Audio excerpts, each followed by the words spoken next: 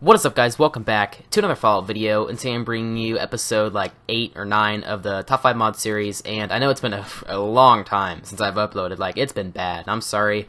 A lot of it's my fault, but also I've been trying to upload videos on it for a couple occasions now, but I just ran out of space on my PC, so I have no way of actually getting the gameplays and saving them. So I had to get an external hard drive to save all my other stuff onto it, so I have some space. But I'm sorry I haven't been uploading, man. Like, it's really bad. And some days I get super motivated to upload, and then sometimes I just really don't feel like uploading. So hopefully this summer the videos start pick up a little bit more, and I upload a lot more than I have been now, because it's just really bad. So now that is out of the way, let's go ahead and start the video.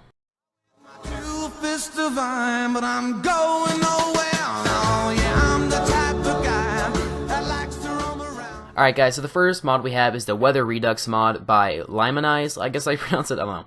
But basically what this does is it's basically adds in a whole bunch of other storms into the game besides just a radiation storm. So with that, it adds in heavy varieties of storms like rain, fog, and just radiation storms in general.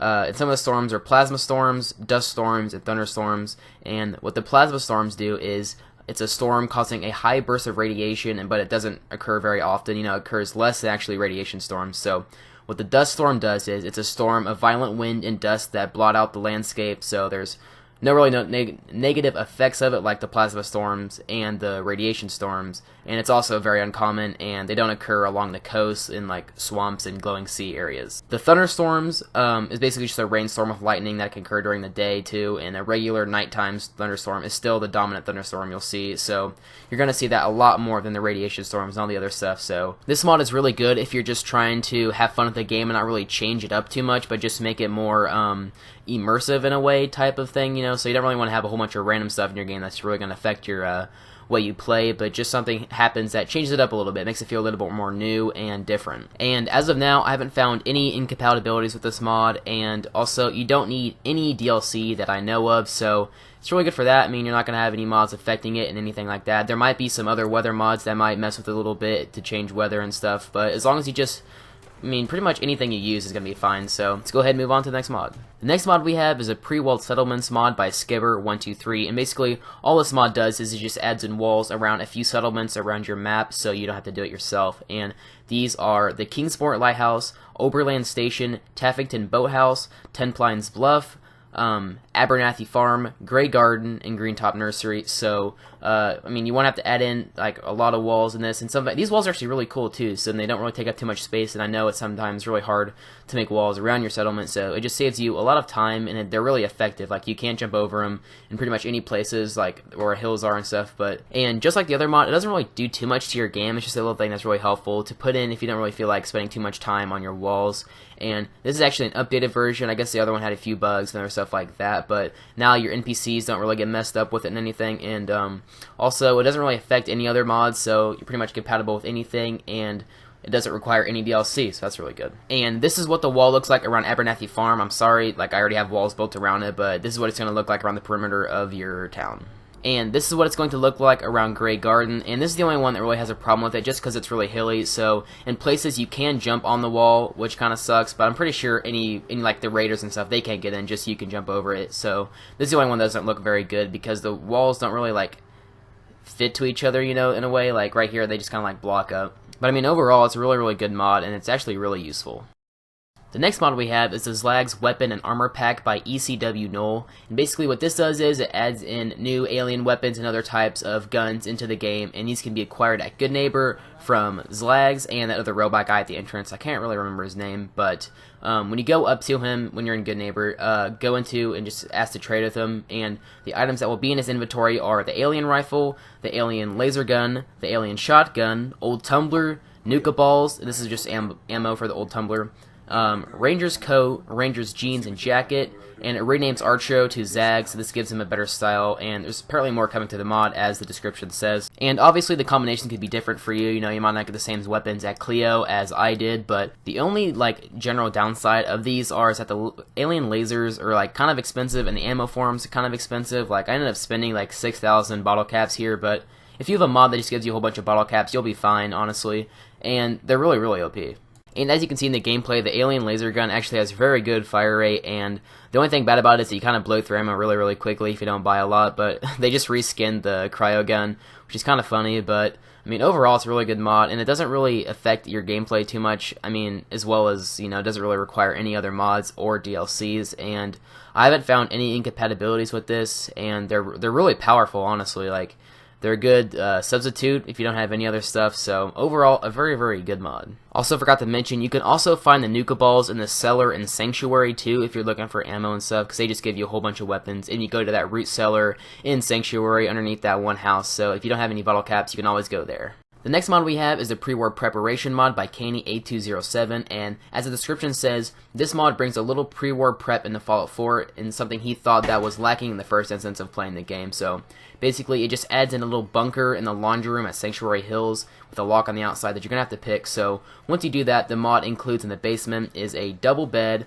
various means of storage, and a whole bunch of food and purified water.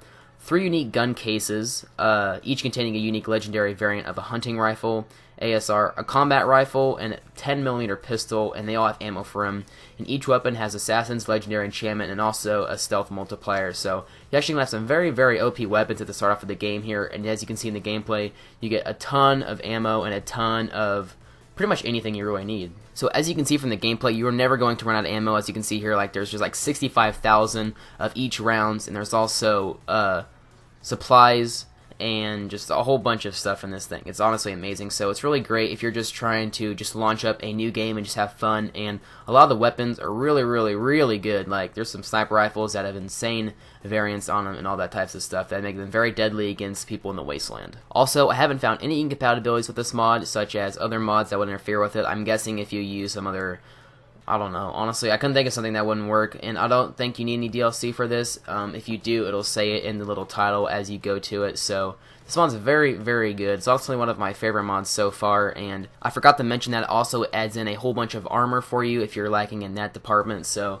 if you want to be stack up against people in the wasteland and not get hurt as much, you're going to have that. You're also going to have stim packs, a whole bunch of other ways of healing yourself, like Radaway and things like that, and also it makes for a really good player home.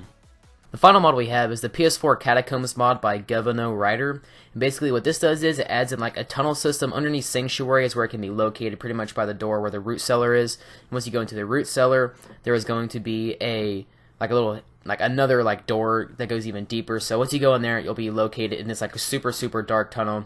But you can still like just see a little bit, and I recommend like night vision and stuff like that. But basically, it's just like you're in the catacombs. It's going to be like a whole bunch of random tunnels, and it's really easy to get lost in here. Like once you roam around for a little bit, you have no idea where you are. Like, it took me forever to find my way out. And once I did find my way out, I couldn't actually find the actual door to get out. So, it was just a shitstorm getting out of there, dude. It was impossible. But there's so many tunnels. Like, there's so many, like, enemies in here to fight. There's, like, raiders. There's rad scorpions. There's super mutants. There's pretty much anything in this tunnel system that you can find. And the gameplay makes it look a lot darker than it actually is. Like, you can't even see anything besides, like, the reticles and stuff. But on like the actual game, you can actually see a little bit. I don't know why it's so dark whenever I recorded it, but there's a whole bunch of different quests in here that you can play for like hours and hours and stuff, because there's always new stuff to find in here. And I was playing this within probably about an hour and a half, and I still didn't finish the whole thing. And it's really hard, like I said, to find your way out. Like, it's impossible after a while. There's stairs going up and down. There's multiple ways. There's like trap doors. There's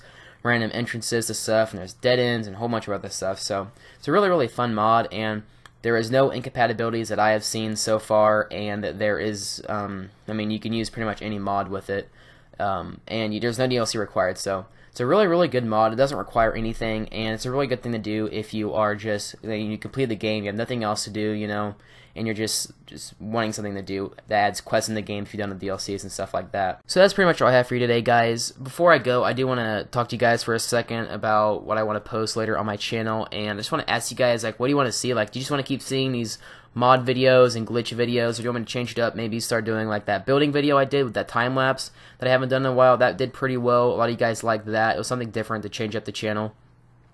But just tell me if you want to see a different game, if you want to see like a series, like doing the Fallout 4 campaign with mods, or just something different like that, something fun. I don't know. Tell me what you guys want to see, because I still do kind of like doing these mod videos, but sometimes I get kind of tired of it. So if you guys just want to tell me what you want to see in the comments, I mean, that'll be great. And yeah, that's pretty much all I have to say. I mean, hopefully I do start posting more and stuff like that. But if you guys do enjoy this video, make sure you like, subscribe, and I will see you guys in the next one.